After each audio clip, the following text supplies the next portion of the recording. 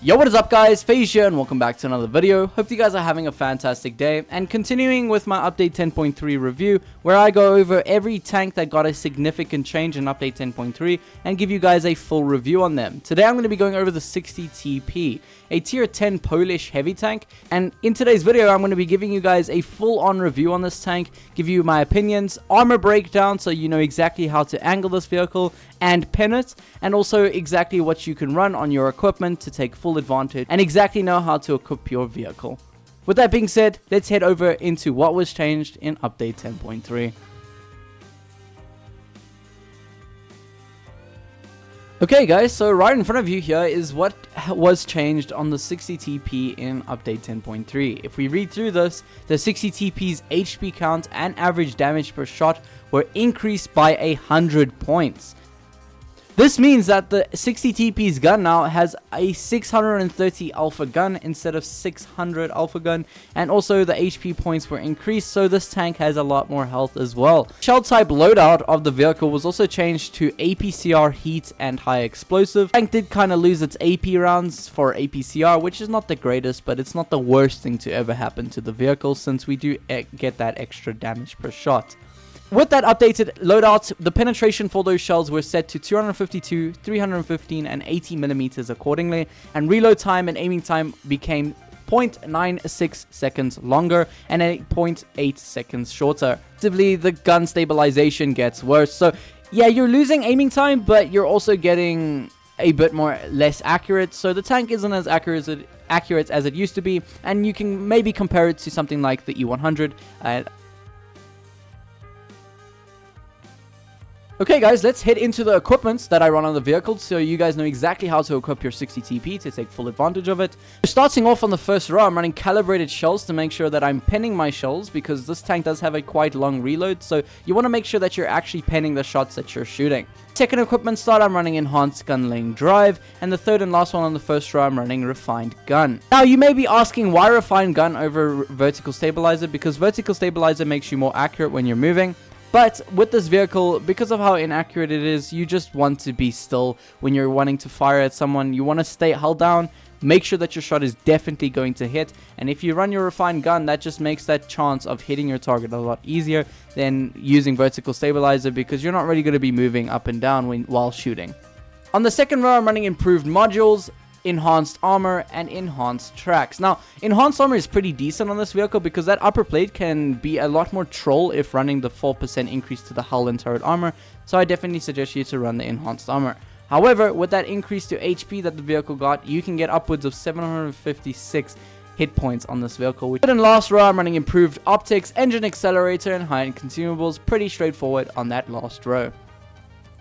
If we go over in the provisions that I run on this vehicle, I need you guys to definitely consider using what I'm using here. If you want to play the tank like I do, as a very mobile heavy tank that has a hell of a lot of armor, then this is the best class for a mobility type of class for the 60TP. First of all, I'm running the food that the vehicle has, which is the Zurek, probably not pronouncing it right, and then I'm running improved gear oil, which is a special provision that this vehicle contains, and it is basically the engine power boost, but a bit better because it gives you 4 kilometers increase to your max forward speed and reverse speed. So if you're using this and the gear oil, you are going incredibly fast with this vehicle, reaching 20 kilometers reverse speed on this vehicle, which is just absolutely crazy. Now you can get rid of the food and get the engine improved fuel, which will increase your speed even more, and if that's what you want to, then definitely consider it, but that food is a big increase to how this vehicle really feels, especially the accuracy and all that. Consumables wise, this vehicle also has a special consumable called tungsten rounds, which basically allows you to hit your high rolls a lot more frequently. So if you're going to play this vehicle, I do suggest you to run that tungsten round.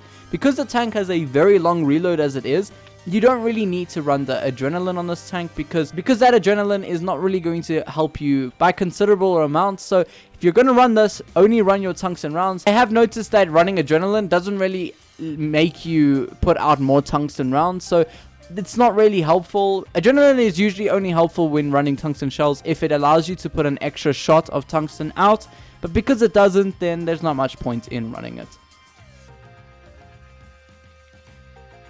Alright guys, so heading into Armour Inspector, we can have a look at how exactly the armor works on the 60TP prototype. In front of you is the 60TP prototype being shot at by an E100 using its standard rounds. And as you can see, the 60TP is incredibly red on flat ground. Even this upper plate section here is extremely strong. This little weak spot over here is also upwards of 259mm, so if you're on flat ground, you still have a hell of a lot of armor.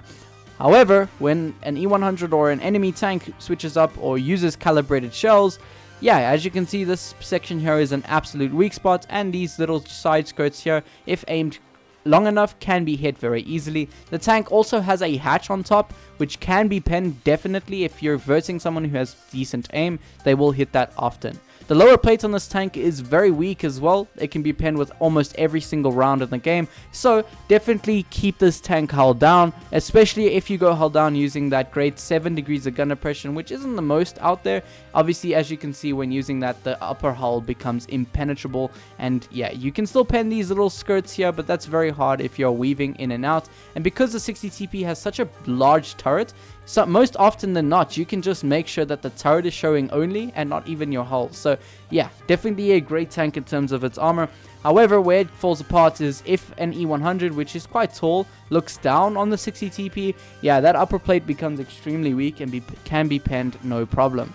And this is the E100 still using its standard rounds. If the E100 had to switch up to heat, yeah, even at this, like a very steep angle, it's still going to pen this tank no problem. So with the 60TP, you basically always want to be held down, because that is what is going to cause you to have the most amount of armor.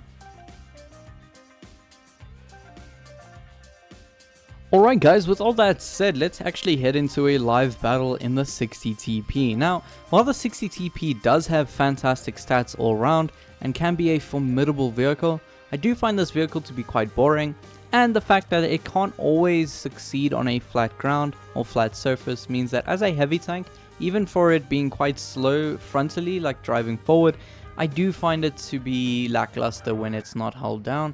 But however, that fantastic alpha and decent enough mobility and formidable armor when hull down means that you can do really well in this vehicle if you really tried. Now, in this situation, we are on Port Bay, I believe, and we are going left side, which is the best place to go on this map. I will be soon doing a review on this map, so stay tuned for that. However, as you can see, we're going upwards of 42 kilometers in this vehicle, and mainly because of that mobility build that I have made for this vehicle allows you to go extremely fast with this tank.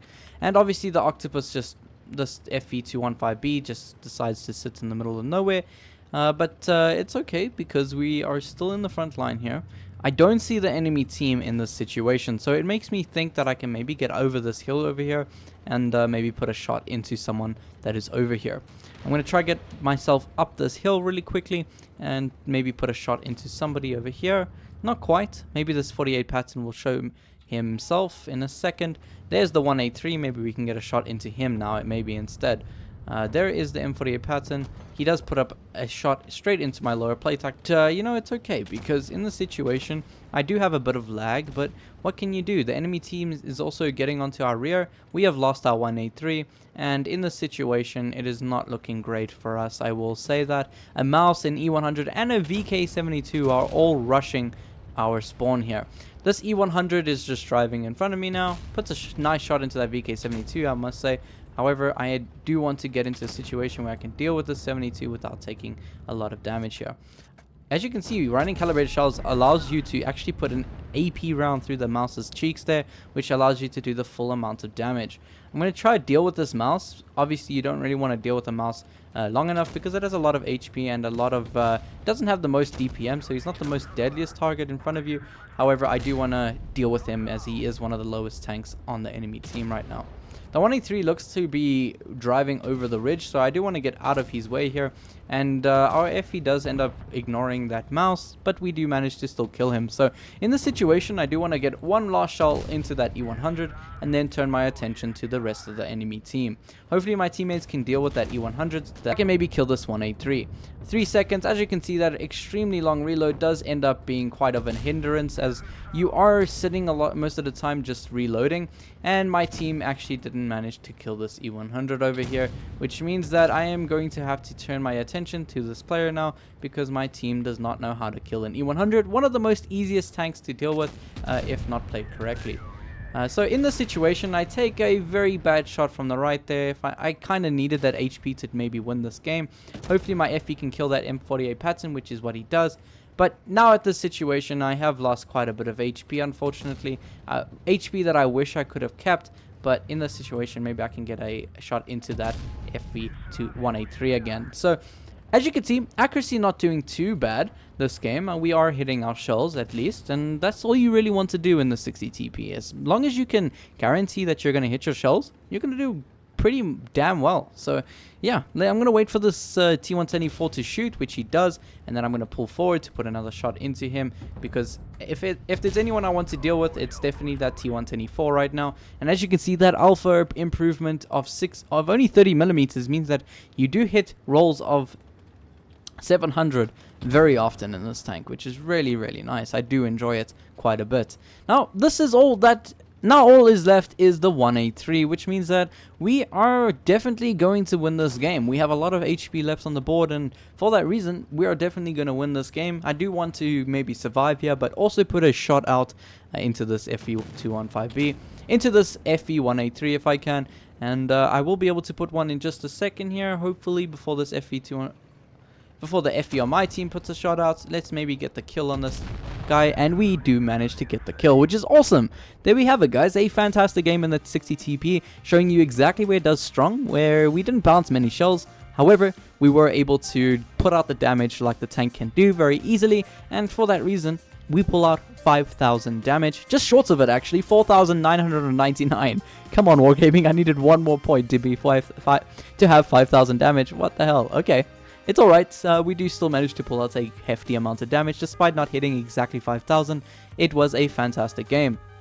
And there you have it, guys. Personally, I do enjoy the 60 TP, but I do find it to be quite boring, so it's not a tank that I play often. However, it is a tank that is extremely strong and possibly one of the best tier 10 tech tree heavy tanks out there, just because it can go hull down and be absolutely impenetrable. Its alpha means that you can hit people and slap them really hard, but it's not too high of an alpha that your reload is extremely long, and it's not too low of an alpha that you feel like you're not doing the damage or at least killing higher HP targets. Let me know what you guys think of the 60 TP in the comment section below. Anyways, guys, that's it for me today. Hope your shells hit their marks, and I'll check you in the next one. Cheers.